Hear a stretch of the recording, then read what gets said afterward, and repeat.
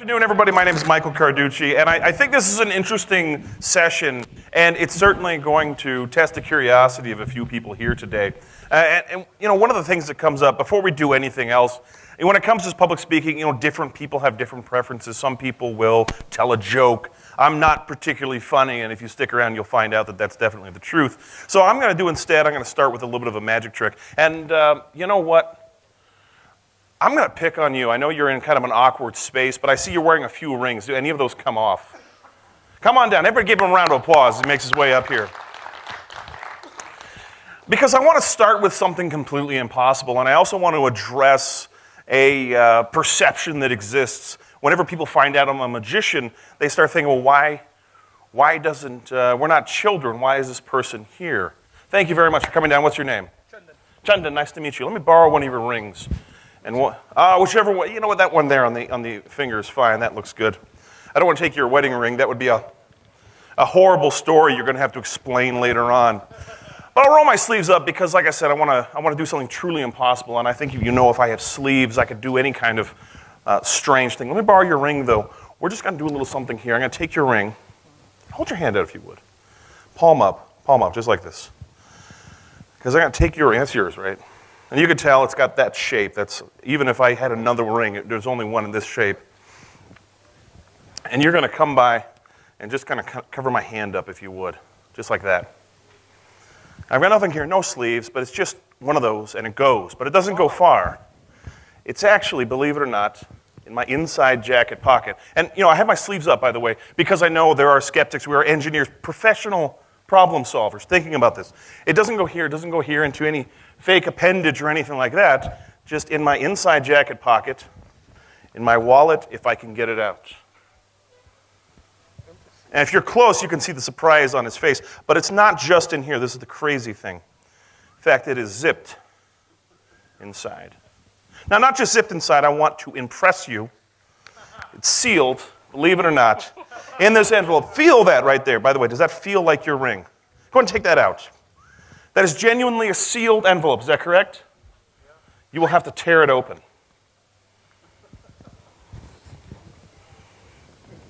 Now, here's a man who writes unit tests. You can tell he's double-checking everything. Is that in there? Give him a round of applause. Thank you. Excellent. You can keep that envelope as well. They'll never believe you otherwise. Thank you. So this is kind of the idea. People ask me, well, why are you here? We're not children. Magic is a children's entertainment, right? And to them I say no. In fact, I think that's one of the most baffling perceptions that exist to me. Because to a child, think about it for a moment, to a child, everything is possible. Everything is magic. A child goes through the world not understanding how anything works. It just does. The TV's magic, telephones are magic, airplanes are magic. But to an adult, we've spent some time in the world. We know what is and isn't possible. We've developed this framework of logic through which we perceive everything. And that might very well be what's holding you back. Because over time you develop this sense of what is and isn't possible. And fortunately for us,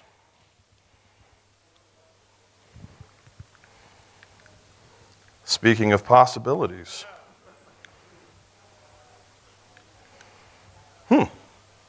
hey, Scott, let me borrow your remote. About that. All right, where were we? Oh, yeah. We go through life, we have this framework, this logical framework through which we perceive everything. We have this sense of what is and isn't possible. And fortunately for us, it's something that we can unlearn. By the end of this session, you're going to learn have a better understanding of some of your own mental obstacles, these things that we develop over time. You're going to learn several techniques to break out of rigid thinking, and we're going to have a little bit of fun along the way. Now, I think it's important to talk about your background, who you are, what you do, and I'll tell you a little bit about myself. I've been a software engineer from about 2000 onwards, and a professional magician from about 1998 to begin with. I'm going to talk about the magician side of things first, because it's actually relevant in this session. I started out as the house magician at TGI Fridays. Because dreams really do come true, that's right. You know, it's sad when a man peaks so young. And you think I'm joking. In fact, it's more than a decade. It's almost 15 years before I have anything else worth talking about. In 2013, 2012 rather, I was hired to do a New Year's Eve party in Dubai. In 2013, I gave a magical keynote for Microsoft at the Worldwide Partner Conference. I got invited back out to the Middle East to do some magic at the Grand Prix in Abu Dhabi, and I even did, yes, the world's first card trick in free fall. And also, the most epic game of 52 card pickup in history.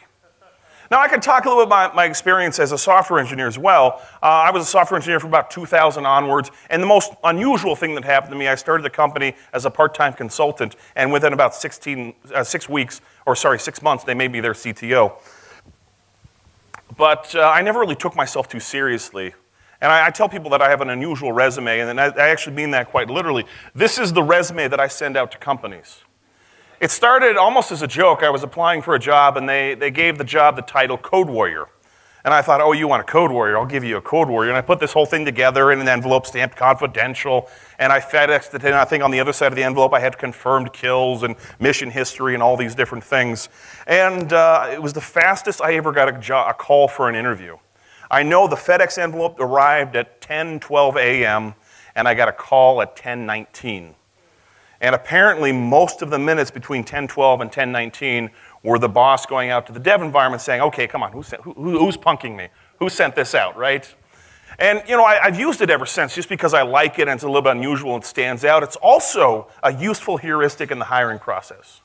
Because there's a lot of companies that would see that and they would immediately say, well, we're not hiring this joker. I met somebody once, I was having coffee with somebody, I showed them my resume, and she said, you know, if I got your resume, I'd throw it away immediately. And I said, I know where you work. I would want you to throw it away. It's one of those kind of burn and churn shops, you know the type. And I'm a big fan of heuristics in the hiring process on both sides. In fact, whenever I've been in a situation where I have to make that decision, I have to find those top 3 candidates, somebody puts an ad up on DICE or whatever the equivalent is over here in India, you wake up, you show up to the office, and there's a stack of resumes like this on your desk. And on top of everything else you've got to do, you've got to go through and find the top 3. I think a lot of people have this happen to them. My trick, my heuristic, I don't even look at them. I take half of them right off the top, drop them in the trash, unseen. And the reason is because I don't want to hire anybody who's unlucky. And it works. But the thing is, moonlighting as a magician actually changed my life. It made me a better software engineer. I was always that person on the team. When we were getting these kind of impossible requirements coming down the line, I was the only one who wasn't looking around like this. I'd be sitting there in the team room thinking, yeah, I think we could do that. Yeah, 2 weeks, that sounds about right. It almost became a joke. It almost became a joke. But, you know, let me tell you where this comes from. I get asked a lot as a magician, how do you come up with different magic tricks? It's a pretty simple process. You start with the most impossible thing you can think of. Then you have to engineer a way to make it possible and perform it. It's as simple as that. We could make that a little more succinct. More succinctly, it looks like this. But I bring this up because does this sound remotely familiar? In my day job, every single sprint, we get ridiculously impossible requirements from the product owner. Then we have to figure out a way to make it possible, and we have to ship it. And I ended up unconsciously applying what I learned creating magic tricks to my day job, solving problems as a software engineer. And I was always that person who was like, yeah, we could do that in 2 weeks, to the extent that it almost became a joke. It almost became a joke that my boss would look at me and say, oh, there goes that mouth of yours writing big checks. And I would laugh, yeah, I would sign that check. I remember one day we got some requirements. We had this old, weird legacy system that we hired an intern, and they said, oh, I'll build that. And they built something that I still can't adequately describe. They were the self-taught kind of software engineer who never really looked at how anybody else in the entire world has ever built software. And they put this thing together. It was impossible to decipher. But it eventually had to go away. We had to put that into the new application, meant rewriting it in something other than, yes, JScript. I kid you not. And I thought about it for a few minutes. I said, you know, we could do that in 2 weeks. My boss turns around to me, he says, 2 weeks. You would sign that check. Meanwhile, everybody else on the team is kicking me under the table. He says, 2 weeks, you would sign that check. And I said, yes, I would sign that check with all the bravado I could muster. And he reached behind his desk and actually pulled out a giant check for me to sign. And you'll notice, by the way, as soon as I actually had this check I had to sign, I immediately start backpedaling. If you look very, very, very closely in here, I added the words regression testing to the check before I signed it. Basically what I was saying was it would be done, but it wouldn't, be done. And it certainly wouldn't be done. That was what it was in the company. There was like developer done and Andre was 5 dones. In code, in test, I forget how many dones there were. But, despite all these kind of joking back and forth, they actually, I had a good relationship with that company. When I left, actually, we stay in touch. It turns out that they memorialized me after I left, which I thought was kind of weird. I feel weird being memorialized like while I'm still alive, but I appreciate the sentiment. They named a couch after me because I was a pioneer in the field of HDD. Anybody? Hammock-driven development. I come up with all of my best ideas while I'm lying down. I don't know why. And I remember they joined this company. On the second day, I realized there's no couch in the dev environment. So the only couch was in the boss's office. Second day in the job, they didn't even really know me yet. I just walk in to my boss's office. I don't say a word. I just lay down on his couch. And he's sitting there typing, looks at me like, I said, I'm thinking. He says, okay, back to work. And I kind of became a fixture. I became part of the furniture. And they just got used to me. So when I left and I wasn't taking up the couch all the time anymore, they memorialized me, and I really appreciate that. But I want to start today with a thought experiment. And the idea is this. Is it possible, I'm going to throw out one of these dichotomies, yes or no, possible or impossible, to take this handkerchief, standard edition, magician's silk handkerchief, and turn it into an egg? You're kind of on the corner there. Do you mind if I pick on you, sir? Actually, you don't have a choice in the matter. Go ahead and take this for a moment. Yeah, you better come closer. These don't throw very well, as you can see. Good catch, all right. Yes or no, is it possible to transform that object into an egg?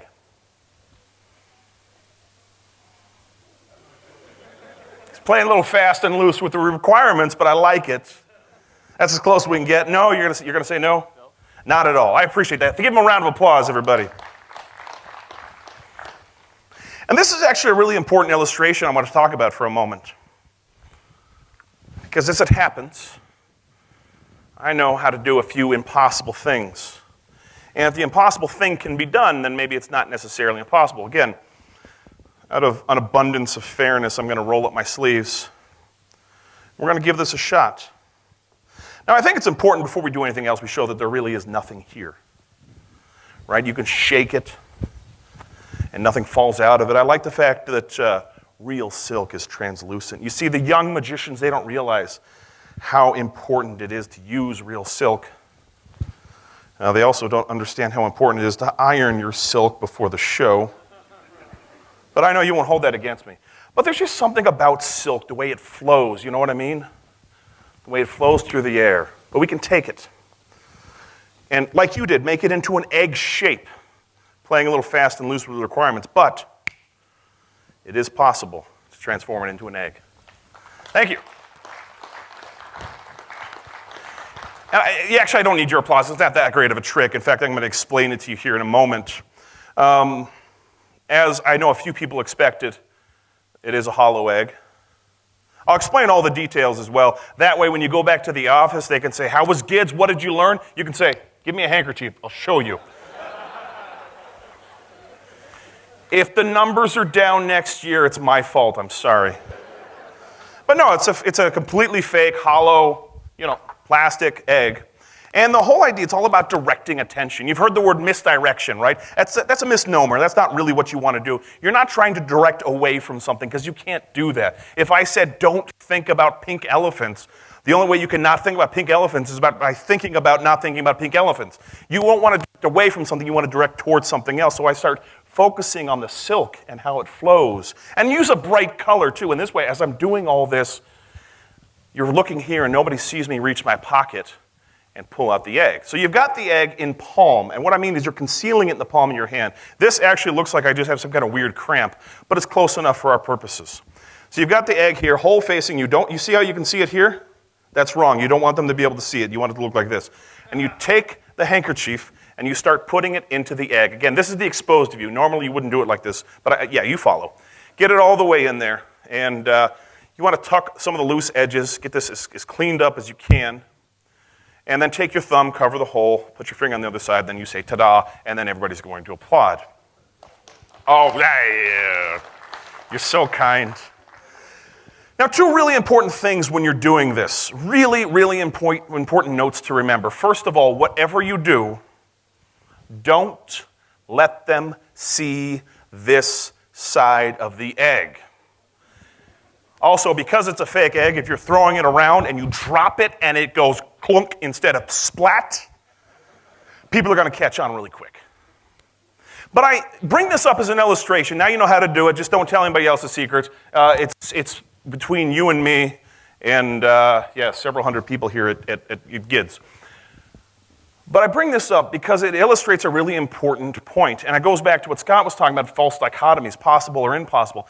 You're actually going into this with assumptions. You go into any problem with assumptions about what resources are available, what is and isn't possible, everything like this. Like, I'll give you an example. Going into this, you probably thought I meant a literal transformation to an egg, which would be impossible. But you assumed that was part of the requirements before we really took some time to analyze these and understand these.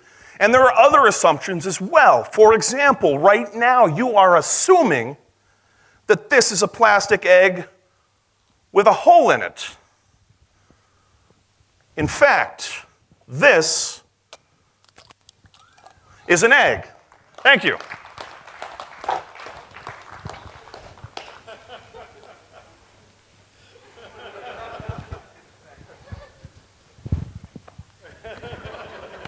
Good thing I brought extra pants.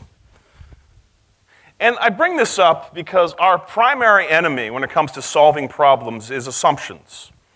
What makes assumptions so dangerous is that they're implicit. They go unchecked. They are invisible walls in the solution space that we can only go this far and no further. And the crazy thing about them is that assumptions, that if you do them right, you'll assume that you didn't assume anything at all going into it. You will just assume you didn't have any assumptions to begin with because they're so subtle, but they're so pervasive. Now, assumptions are eminently exploitable, not just in terms of how they can block you from solving any particular problem, but magicians exploit assumptions all the time. That's what makes magic work. Con men do it all the time. Gamblers do it all the time. Now, Scott was talking about David Bach. I love all of how exploitable assumptions really are in a gambling situation. I'm going to talk a little bit about a famous gambler, one of the most famous gamblers who have ever lived, Mr. Amarillo Slim Preston. Now, Amarillo Slim was the king of the proposition bet. And if you don't know what a proposition bet is, it's basically somebody saying, I will bet you ... And whatever they come up with is so ridiculous, so absurd, that you have to take the bet. Partially because you know it can't really be possible, and partially because you kind of want to see how it could be possible. A couple examples of Amarillo Slim's famous bets. He would bet on which sugar cube a fly would land on. He would have somebody catch a fly, buy a bunch of sugar cubes, lay them all out, and he'd say, I'll bet you $5,000 that out of these 12 sugar cubes that you just laid out, it's going to land on that one first. And he would win. He once bet that he could outrun a racehorse in a 100-yard dash. And he won. He once beat a world champion at table tennis. He was able to hit a golf ball over a mile. And he once bet that a pro bowler could bowl over 70 blindfolded. And I love these things. I'm a big fan of proposition bets myself. You can't be interested in magic without being interested in this other kind of profitable deception. I was once at a conference, and I bet somebody that I could drink 3 pints of IPA faster than they could drink 3 shots of whiskey. And I won. That's the beauty of these things. Oh, well, you don't have to applaud that. That's fine. You save it up for the end. It's going to get better. But we don't have time to talk about all of these, but it's worth exploring how implicit assumptions can sink you, especially implicit limiting assumptions. I've only got time to talk about a few of these, so I'm going to tell you about the time that Amarillo Slim beat a world champion at table tennis. Now, Slim's background, very briefly, is by the time he was 18 years old, he was so famous for being a pool hustler, he couldn't get a game of pool anywhere in the country. And he realized he was going to have to come up with some kind of new hustle, whatever that ended up looking like. And one day he found himself in Hawaii at a resort, and there was a very good tennis player there. It turns out he wasn't just very good, he was the best in the world. His name was Bobby Riggs. And Bobby Riggs fancied himself as a little bit of an amateur hustler himself. He was always trying to get people to play a quick game with him, and he'd lose. He'd say, you know what, let's make it interesting. And then he'd take a few $100s off of people. But Amarillo Slim was a little smarter than your average bear, and would not take the bet. And Bobby Riggs kept coming up with things like, well, what if I tied one leg behind my back and I was hopping? He's like, no, you could have both legs and both hands tied behind your back, and you'd still beat me. And then he thinks about this for a moment. He says, but I bet I could school you at table tennis. And Bobby Riggs thinks about this, and he thinks, you know what, this is basically the same thing. I think I could beat you at table tennis. Sure. What are your conditions? And Amarillo Slim says, basically, well, my only real condition is I choose the paddles. Anybody here actually play table tennis, ping pong? A couple people. Now, he says, you know, there are these new table tennis paddles that come out that have the rubber on both sides. You know the ones I'm talking about. The problem with those is somebody could put so much spin on that ball that there's no way somebody could return it. No, I don't like those newfangled paddles. I choose the paddles. Now, Bobby Riggs wasn't born yesterday. He starts thinking, wait a minute, I don't want to assume anything going into this, so he explicitly asks the question. Is one of those paddles going to be broken somehow? Is one of those paddles going to be messed up or different? He says, no, gosh, no. I don't even know why you would think that. No, in fact, I'll bring them both, I will set them down, and you can examine them to ensure that you're happy that they're identical, and you can pick first. And he thought about it, and he decided he was going to take the bet. So there's assumptions going into this right now. One of the assumptions was that raw skill was going to be the most important factor. Bobby Riggs would not have taken the bet if he didn't think his skill was going to carry him through the day. Now, another assumption was that the paddles were going to be identical. And not only was this an implicit assumption, he actually made it explicit, and he tested it. But there was another assumption still, that the paddles would be normal. See, what happened when the day of the bet actually came, Amarillo Slim comes in with a big shoulder bag, and opens it up, and inside the bag, instead of two little ping pong paddles, there are two 36-inch cast iron skillets, each one weighing about 40 pounds apiece.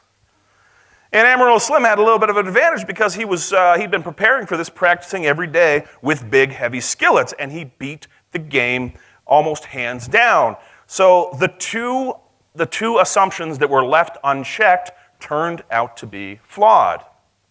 So I will say it again. The biggest enemy is assumptions. Now, what we need to do as software engineers is be aware of this fact, because assumptions might be your single biggest mental obstacle. And we see this all the time. Every single project planning meeting I've ever been in starts looking something like this, where we're like, yes, we're all in agreement. We just assume we're in agreement. So what we need to do is we need to assume that our assumptions are wrong. And there's a lot of different ways to do this.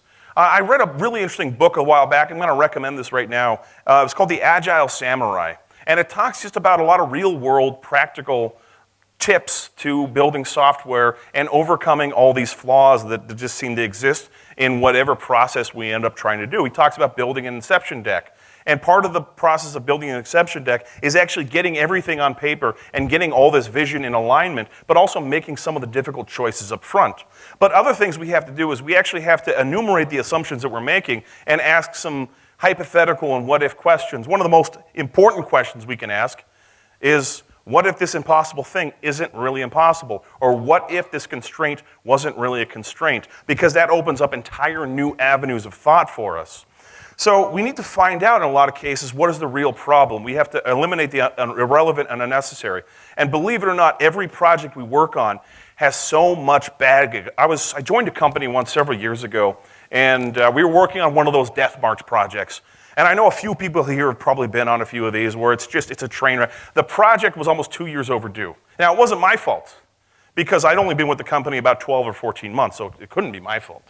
But it was still overdue, and I remember it was going so badly that the product owner brought everybody in to a meeting to yell at us. In fact, I'm sure when I saw the meeting invite, it just said for the subject, it was just yelling.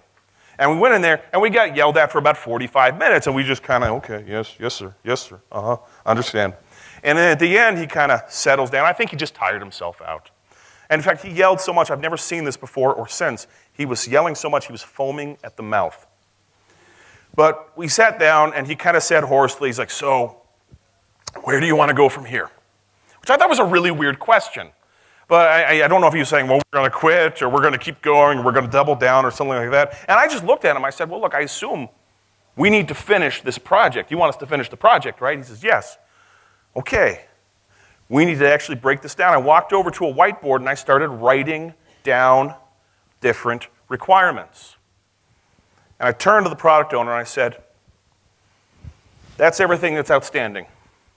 What is the highest priority item on that list? What is the top priority? You know what his response was? Well, they're all top priority. Every single item on that list is top priority. Okay.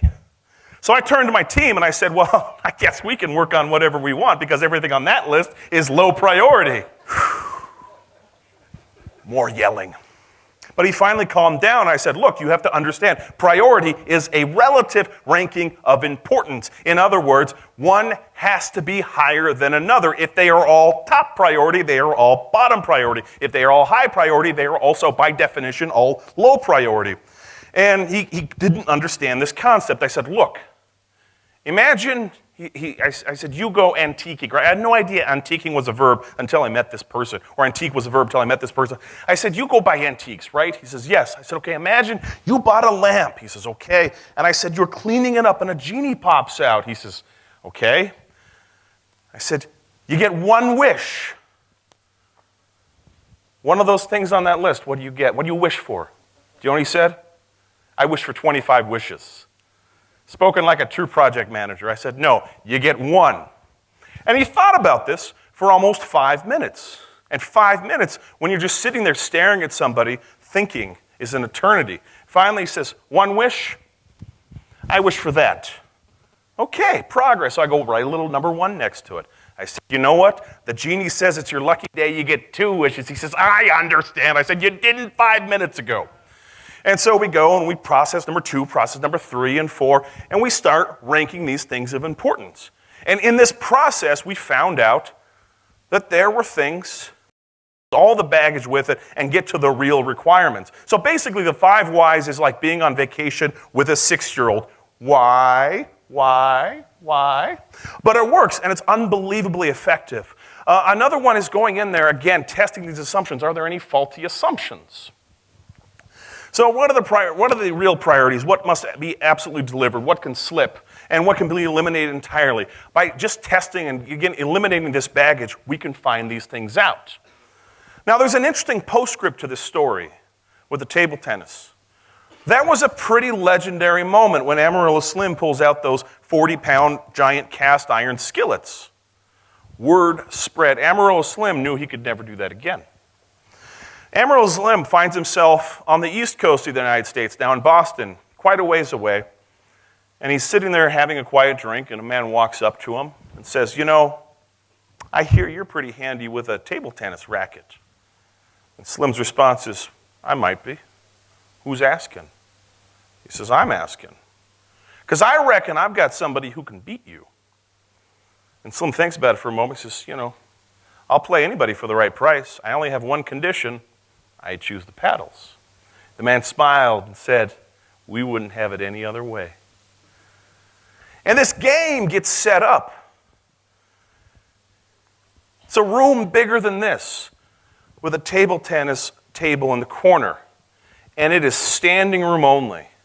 And there are people peering in through windows. There are people in the doorway whose job it is to run down the hall to all the other people who have interest in the outcome and tell them what the score is as it happens. The night before the game, Amarillo Slim's in his hotel room, and the phone rings, and he answers it.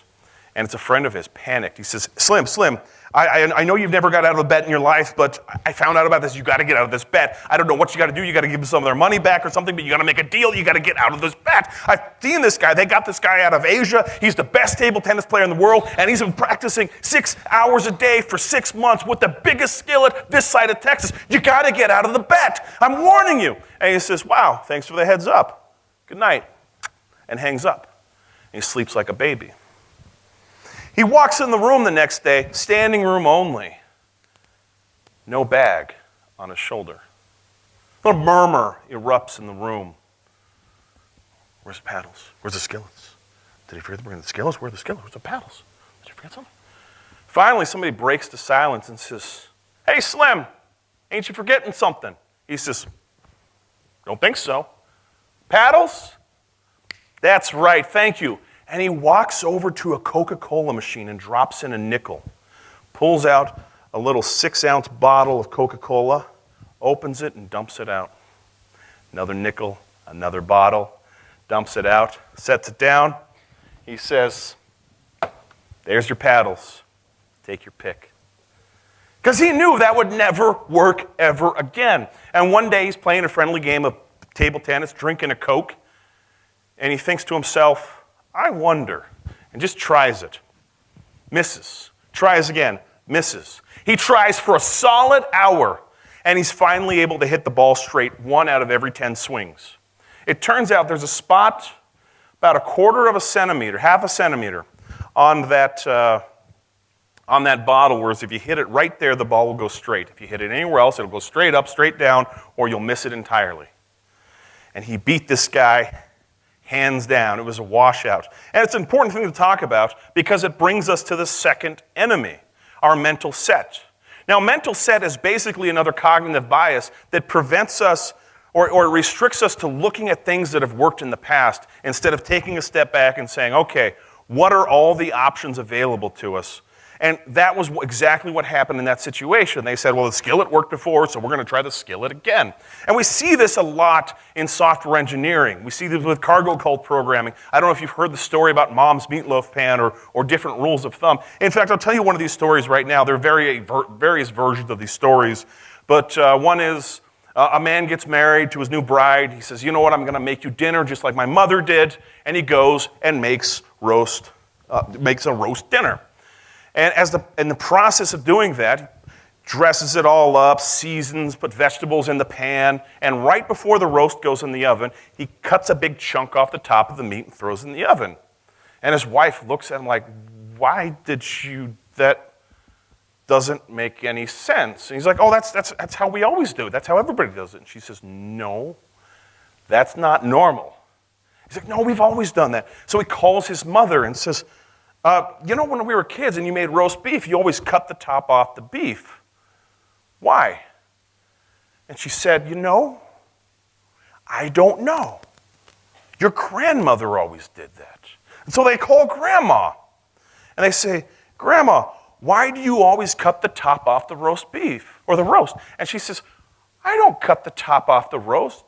And Mom says that that's what you used to do. And she thinks about this for a moment. She says, yeah. When she was a kid, we had a little oven.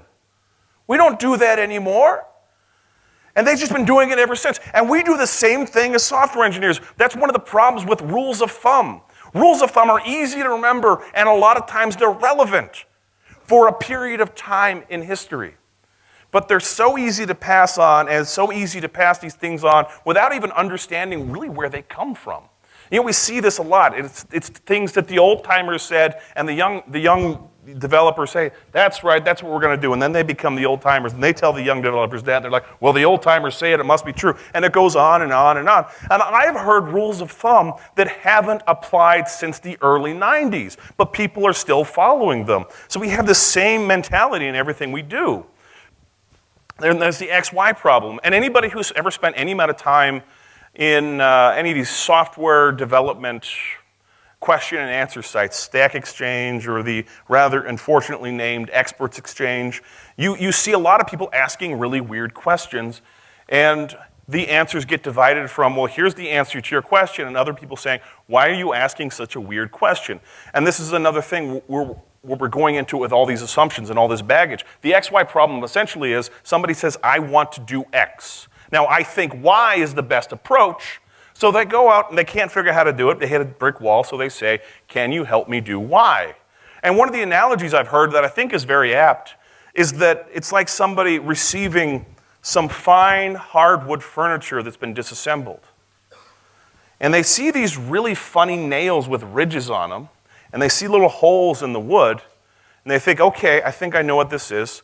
And they go outside and they grab a rock and they're trying to bash the screws into the wood, and it kind of works and kind of doesn't. And they go online and say, furniture.stackexchange.com. I'm actually pretty sure that's a thing now. And they say, what is the best rock to hammer these kind of funny nails into the wood?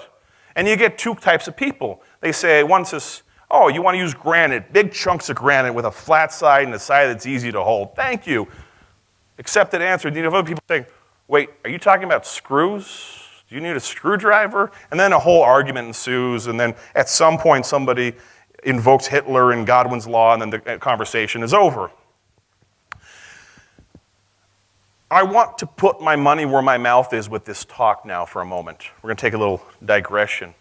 Because I talk about solving seemingly intractable problems, and I figure the only way to really test everything that I'm talking about now is to solve a seemingly unsolved problem. And there is one in the field of magic. This is a famously unsolved problem. It's not something you would normally see. If you ever saw me at a magic show and you asked me to solve this problem, it's not the kind of thing that I would say, or you asked me to show you a card trick, it's not the kind of card trick I would do. Because to most people, it's not that interesting. But to magicians, it's a lifelong pursuit. People have written, I kid you not, academic papers on exploring possibilities of solving this problem. Basically, the trick is called any card at any number. And the idea is somebody names a card, somebody names a number, and in a shuffled deck of cards, that card turns out to be at that number. Now, if you show this to most people, their reaction at the end was, oh yeah, you found my card. That was a pretty good trick. Can I go? But if you show this to a magician, I mean, their minds will explode. And I'm not going to lie, I did a little bit of research to see how other people have approached it. There's nothing wrong with that, exploring other solutions and learning from them. And I found this one. This one really stood out to me. It's by a guy named Russell Castles. And there was no shortage of hyperbole. Here it is. He calls it the Holy Grail of Mentalism, miracles that could start religions. In other words, he was claiming this was a card trick that was worthy of religion status, that you would say, is this your card? I am your God. That's the level that he's talking about this. Any card at any number. You can see he's even photoshopped devil horns on his photograph on the jacket just to talk about how diabolical this solution really is. And that's not even the height of the hyperbole. If you read the blurb on Amazon, it just goes on and on about how this final solution, they've thought everything through. This is the final answer. If only you had this book in your hands right now, you could gaze upon the brilliance of this solution. If only you had $4.99, you could have this book. If only you could look inside and just have your mind blown by the genius level thinking in it. If only you could look inside. If only you had the book in your hands. If only you had $4.99. If only they had made better decisions when they self-published. I'm not going to lie. I looked inside. I was disappointed. In fact, the entire premise that this followed was this notion of reducing the size of the domain. Basically saying, think of a number between 1 and 52, not 1 or 52. Make it an odd number that's also 2 digits, where both digits are odd and both digits are different. We're going from a domain of 52 possibilities to 6 or 8. And there's a couple that are most likely, so you can... It's not that impressive. He does the same thing with a deck of cards. I'm not going to do that. In fact, I have a receipt from something. We're going to use this as our entropy pool. Because if I just pick somebody, we could have set this up. And I want to do this under test conditions. I want to properly seed the entropy pool, so I'm going to throw it over my shoulder. And that will effectively hit nobody. That's awesome. Would you take that ball of paper and throw it to somebody else? We're going to throw that 3 times.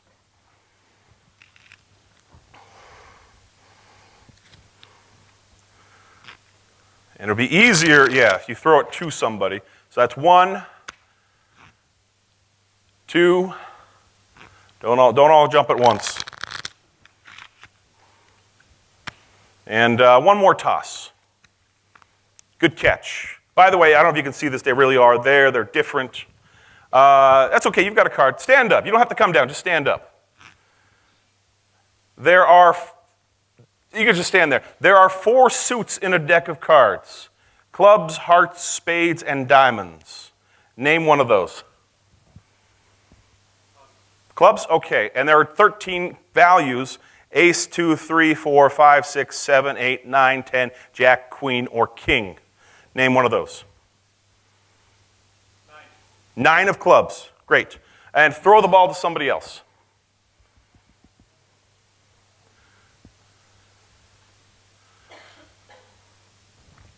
And I want you to name any number between 1 and 52. Let's make it interesting. 20? We'll try this. Hope I don't get feedback from the...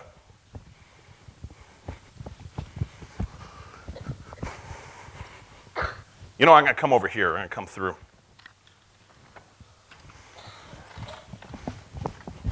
All right. Take those and just start dealing right here from the top. Count to 20. So it's 1, 2, 3, 4, 5, 6, 7, 8, 9, 10, 11, 12, 13, 14, 15, 16, 17, 18, 19, and 20. Just put it right here. Right here. So if we did this right, the random card that you named at the random position that you called out, as fairly as I can do it. I'm too nervous to look. I'm not going to look. Did I get it? Yeah. Oh, good. Okay, thank you. Thank you. Like I said, to most people, it's kind of like, yeah, that was my card. Thank you. But to magicians, they really freak out over this stuff. And because it's a problem that people have been trying to solve. Woo, good thing I remember how to walk. It's a problem that they've been trying to solve for a really long time. And there's a lot of different ways to approach it. In fact, Scott, you're sitting right there just for fun. Let's just name any card. Name any card? Any card. Queen of Hearts. Queen of Hearts. Just start dealing off the top. Face down. And you can stop whenever you want. And Turn over that card. unbelievable.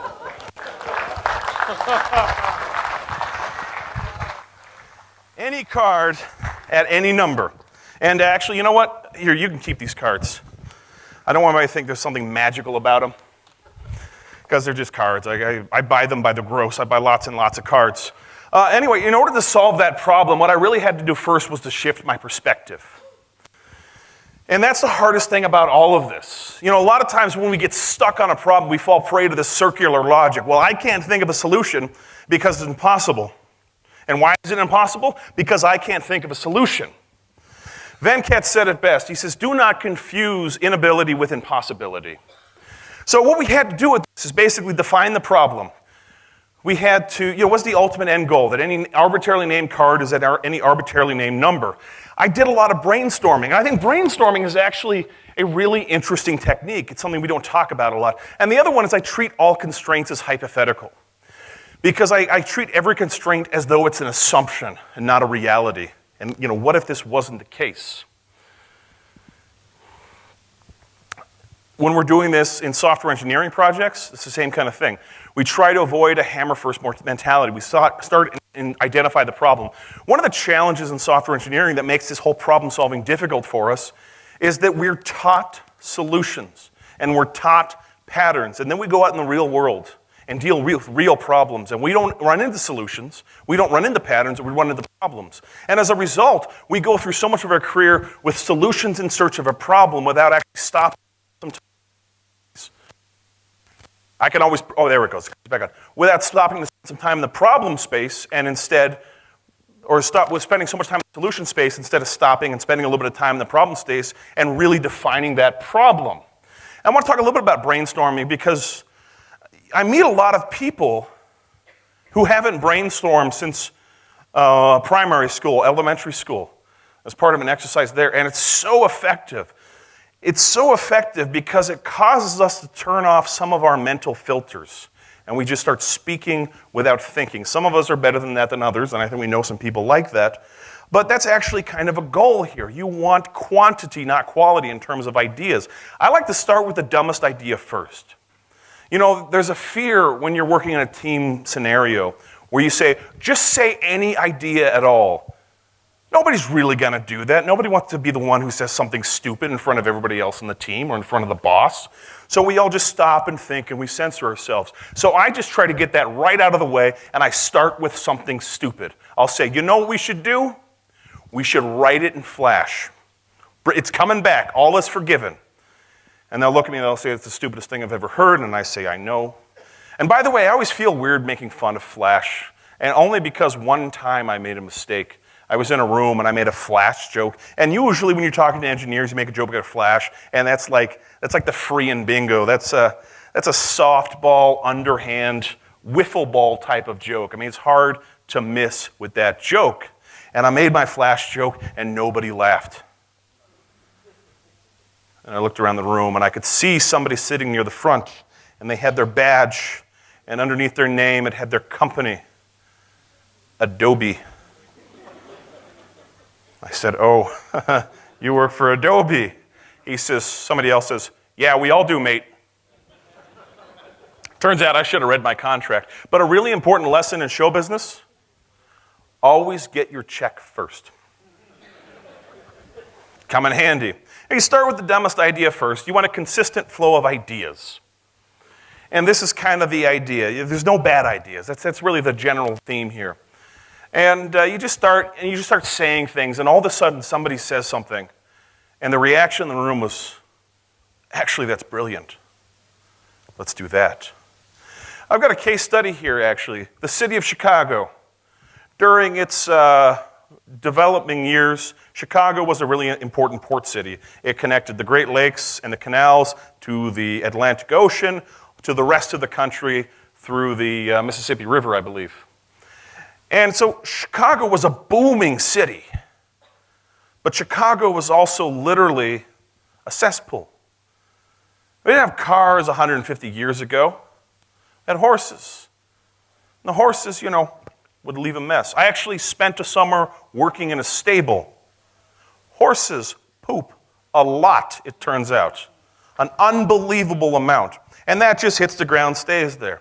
People also, it turns out, go to the bathroom a lot. In those days, we didn't have indoor plumbing. We had something called a chamber pot. Nature calls in the middle of the night. You've got a little bowl under your bed. You slide it out. You do your thing. You slide it back under the bed. Go to sleep. You wake up the next morning. You're like, oh, yeah, that. You didn't have anywhere to dump it. No drain or anything like that. It goes out the window. And if you're walking by when somebody's emptying their chamber pot, you're just out of luck. That's just how your day is going to go. But the thing is, this would just pool up in the ground. And now some cities where this happened, it would rain and kind of wash everything away every couple of days and be fine. But Chicago had little to no natural drainage. The entire city was at water level. And so that standing water just led to continuous disease. In fact, in 1 year, 1854, 6% of the population died of cholera. And a lot of people were trying to figure out a solution to this. They were trying to define the problem. Well, very simply, the wastewater, the sewage, that has to go. But there are constraints. For example, the majority of the cities at water level. So while other cities that were growing at the same time were solving the problem, London built sewers, New York City built sewers, San Francisco built sewers. You can't do that in Chicago because when everything can't flow down, it's just going to back up. It's not going to work. And we also didn't want to just dump everything in Lake Michigan because that was also kind of like the drinking water as well, so we didn't want to do that. And I like to think, in a room one night, somebody said, well, let's do some brainstorming. I'm just going to start with a dumb idea, and then you just come with dumb ideas until you're not thinking, you're just talking, you're not censoring yourself, and eventually we're going to come up with a solution. We're not leaving here tonight until we come up with a solution. Here's my dumb idea I'm going to start with. We just lift the entire city up 10 feet. And somebody said, that's brilliant. We should do that. Because they did. This actually happened. It was the raising of Chicago. It took place over a period of about 8 to 10 years. And they literally lifted it up, building by building, block by block. And the really beautiful thing about Chicago, if we go back to this picture, Chicago was the kind of city where they like to test in production. This building isn't empty. They're having a party. And these people here, project managers, standing on top of everybody else. And it was a really interesting era. It was a really interesting idea. They realized that that's what we need to do. And if we treat this assumption, this obstacle, as a hypothetical, well, what if that wasn't the case? Well, then we could build sewers and everything would just work. Well, how could it not be the case? Well, if everything was a little bit higher. It just required a little bit of creative thinking. And like I said, it reminds me of a quote from Douglas Adams. I don't know if there are any Douglas Adams fans in the house, but in the book, Dirk Gently's Holistic Detective Agency, he has a major breakthrough, and it comes from asking a child for advice. Going back to this thing that children don't have these filters, he says, don't you understand that we need to be childish in order to understand? Because only children see things with perfect clarity because they haven't developed all these filters that we have that prevent us from seeing the things that we don't expect to see. And this actually brings us to enemy number 3, functional fixedness. Functional fixedness is essentially another cognitive bias where we look at something and we only see it as being able to be in the way that it was originally intended to be used. We can look at things and they have a particular purpose and we never think outside of that particular purpose. Elliot Chesworth, when he came up with this idea of lifting all the buildings in Chicago, looked at a screw jack, a tool that was used to lift train cars. And he thought, well, that's used to lift train cars, but if one can lift a train car, then 100 could lift the city building. And that was it. It was overcoming this functional fixedness. There's another classic example of functional fixedness. It's the barometer question. This is the poster child of functional fixedness, basically saying, the question was this: a professor asked the students, with the aid of a barometer, show how it's possible to use that barometer to determine the height of a tall building. The story goes, 30 students, 30 different answers. One, very simply, we could take the barometer to the top of the building with a stopwatch, we can drop it, and when we hear it go crash or scream, we stop the stopwatch and we can calculate the height of the building that way. Another one, very clever, we can measure the height of the barometer, we can measure the length of the shadow and calculate the angle of the sun, and then we can measure the shadow of the building and use that same angle of the sun and we can calculate the height of the building. Another one still, we can measure the building in barometer units, 1 BU. Start at the bottom, draw a line, another line, all the way up. My favorite was you go to the building engineer in the building with the barometer and you say, this lovely barometer is for you if you tell me the height of the building. The problem was all of those answers were technically correct, which as we know is the best kind of correct. If you want to overcome functional fixedness, and now I'm going to date myself a little bit, you want to be like this guy. And there's some great techniques that we have available to us. One is simply to explain to other people. I think almost every software engineer has had this experience where you're banging your head against a wall with some particular problem, and you go to ask somebody else. And halfway through asking the question, you say, oh, sorry. And you leave. And that's not so bad. As embarrassing as that is, that's not as bad as this. You're banging your head against the wall over and over and over again, and you're like, look, can you look at this? I don't know why this isn't working. They walk up and they say, semicolon. And that's it, like everything's fixed. You're like, been working on that for 2 days, thanks. No, I mean it. A really important lesson as well, just going back to the keynote, is asking the question, how can we succeed? Difficult problems are not binary. It's not possible or impossible. When you ask it like this, is this possible? And I set you up because I asked you that question. I phrased it as a yes-no dichotomy, and it really isn't. You were forced to say no. You've got this big, tantalizing, easy path of no, it's impossible. When you change the question, you change the dynamic of your thought. Instead of saying, is it possible? No. How could it be made possible? If I said, how could that be made possible, you could probably come up with 10 different ways to turn that handkerchief into an egg. But it's all about how we ask the question. And it's something really interesting about that as well. I read the book about Fermat's last theorem a few years ago. And if you're not familiar with it, basically Fermat's last theorem, the theorem was a to the n plus b to the n equals c to the n, only for powers of 2 and 3 and for nothing else. And we know it worked. We know it worked for 2. We know it worked for powers of 3. And we know it didn't work for 4, 5, and 6. And then as people had free time, they tried 7, 8, 9, and so on. But nobody had successfully proven that there wasn't another number out there somewhere in infinity where it would actually work. And Fermat was talking about this in the notes in the margin of a page, and he said, I have a marvelous proof for this, but it won't fit in the pages in the margin of this book. I'll go write it out somewhere else. But before he did, he died. And all future mathematicians would see this, and they said, come on! And people worked on it for centuries and couldn't figure it out. And finally, somebody started working on it. And they eventually proved it, actually not that long ago, within our lifetime, I think in the 90s, if I remember correctly. And the thing about it was, he worked on it in secret. Didn't tell a lot of people, hey, I'm working on Fermat's last theorem, because he was happy. I say he. I don't necessarily think it was necessary, but that person was happy that nobody else was working on it, that everybody else had assumed it was impossible. Because this does happen in mathematics. Somebody starts working on a so-called impossible proof, and as soon as other people hear about it, they think, oh, it might not be possible? Oh, that changes everything. If it's not impossible, how would I approach it? I would approach it like this. And people have gotten beaten to the punch again and again and again. So now when people work on these so-called impossible proofs, they do so in secret for that very reason. So ask these questions. How can we succeed? What would it take to make this possible? How can I get what I need? And the only thing I'm going to leave you with, because I think we're just about out of time, is the words of the legendary Kenny Rogers. You got to know when to hold them, know when to fold them, know when to walk away, and know when to run.